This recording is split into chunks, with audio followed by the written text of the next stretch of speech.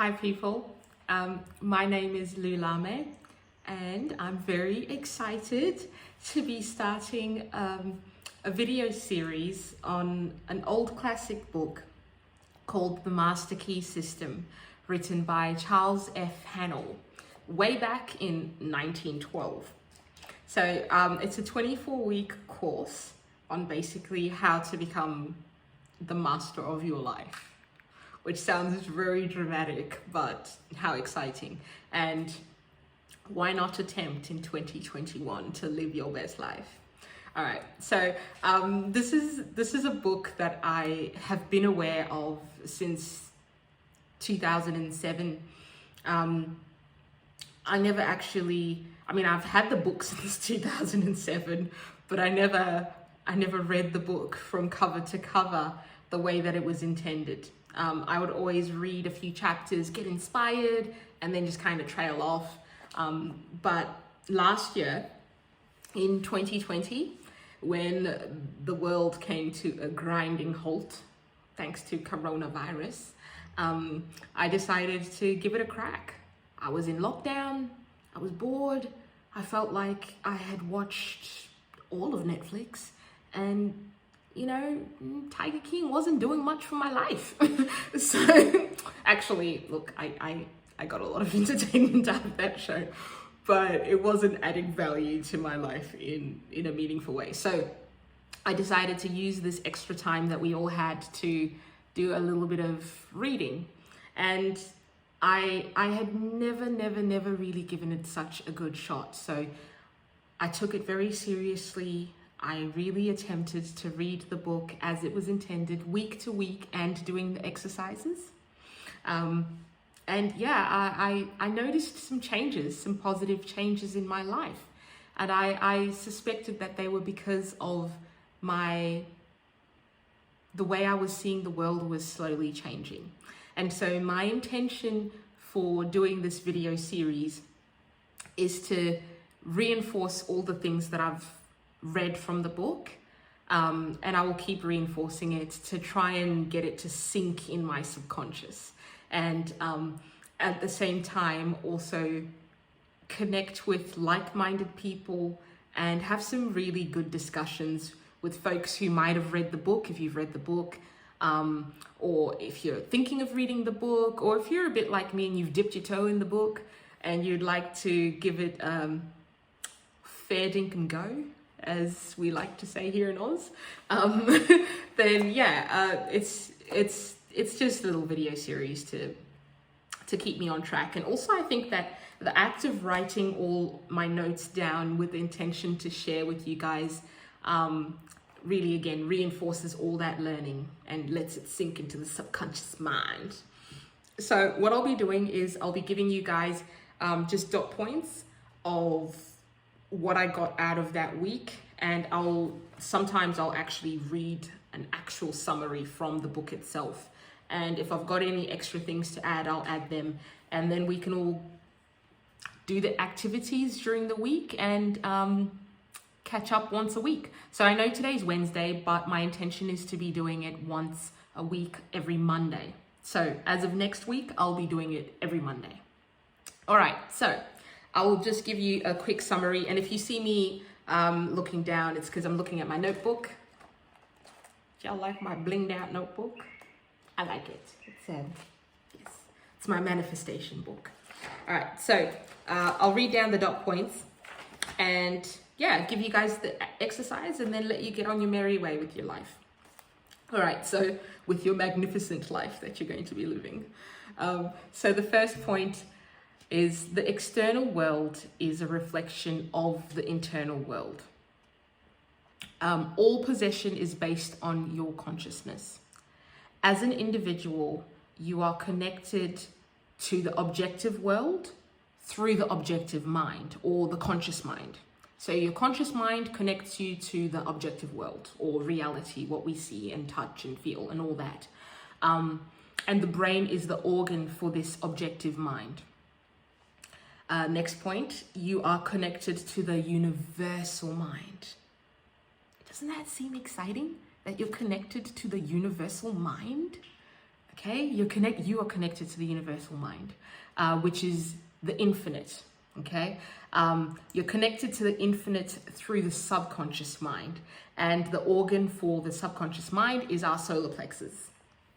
And the universal mind, or the infinite mind, people have different names for it. My interpretation for it is it's all.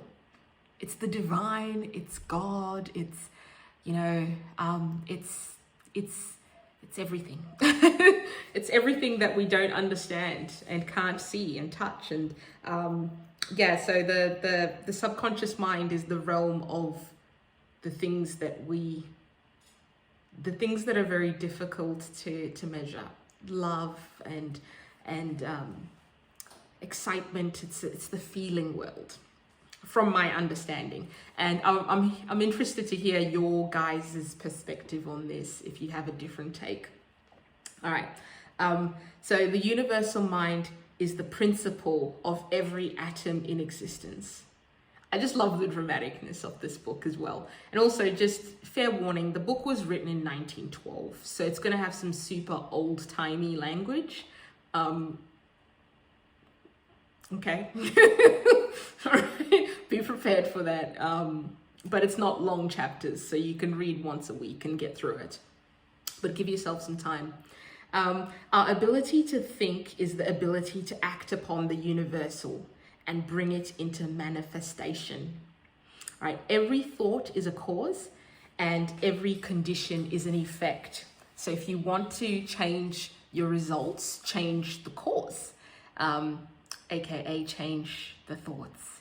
So if you change the thoughts, you'll change the effects. The source of all power is the world within. All right, so that was just my little notes from the first chapter. But one of the things that I found helpful to do was to actually take inventory of where you are now in terms of how you see the world. How do you think? All right, we're going to be embarking on this journey to change how we think and change how we see the world, and therefore change our results. But it's a good idea to figure out, first of all, what do I think? How do I see the world? Sometimes we're not really aware of the negative patterns that we have. How do you see yourself? How do you talk about yourself? Wow, it's a big one. I'm very guilty of self-deprecating humor. I don't know, I always thought that it made me more likable and it made people connect with me a lot easier. But in the process, I found that I was putting myself down in subtle little ways to get laughs, or to gain connection, or to disarm people, which your subconscious is listening. Okay, so how do you talk about yourself, and how do you talk about the world in general?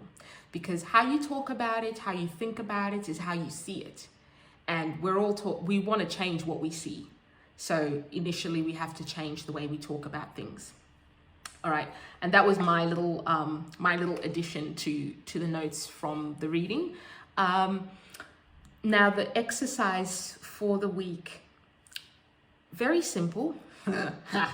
I say this with a little look. Give it a go. All right, so the exercise for the first week is to sit still.